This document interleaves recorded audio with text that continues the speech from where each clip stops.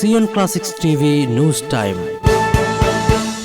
നമസ്കാരം, Zion classics TVയിലേക്ക് സ്വാഗതം. ബിഷപ്പ് മാർ മാരി ഇമ്മാനുവേലിന് നേരെയുണ്ടായത് ഭീകരാക്രമണം സ്ഥിരീകരിച്ച് Sydney police. Sydney.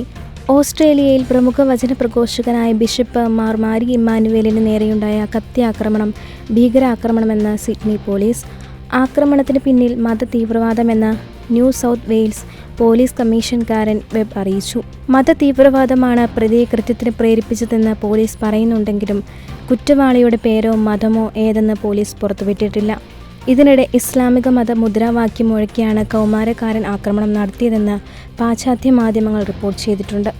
Assyrian orthodox സഭാ മെത്രാനായ മാർ മാരി ഇമ്മാനുവേൽ ഇസ്ലാമിലെ മതതീവ്രവാദത്തെ ശക്തമായി അപലപിച്ച് നിരവധി പ്രസംഗങ്ങൾ നടത്തിയിട്ടുള്ള വ്യക്തിയാണ്. അതേസമയം അറസ്റ്റിലായ കൗമാരക്കാരൻ പോലീസിന്റെ തീവ്രവാദ പട്ടികയിൽ പെടുന്നയാളല്ല എന്നും വെബ് പറഞ്ഞു. സെക്യൂരിറ്റി ഇന്റലിജൻസ് ഓർഗനൈസേഷനും ഫെഡറൽ പോലീസും തീവ്രവാദ വിരുദ്ധ ടാസ്ക് ഫോഴ്സും ചേർന്നാണ് കേസ് അന്വേഷിക്കുന്നത്.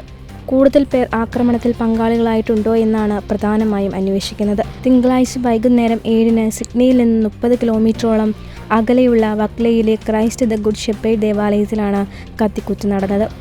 ബിഷപ്പ് വചനപ്രഘോഷണം നടത്തിക്കൊണ്ടിരിക്കെ അക്രമി അൾത്താരയിൽ കയറി ശിരസിന് നേർക്ക് പലവട്ടം കുത്തുകയായിരുന്നു.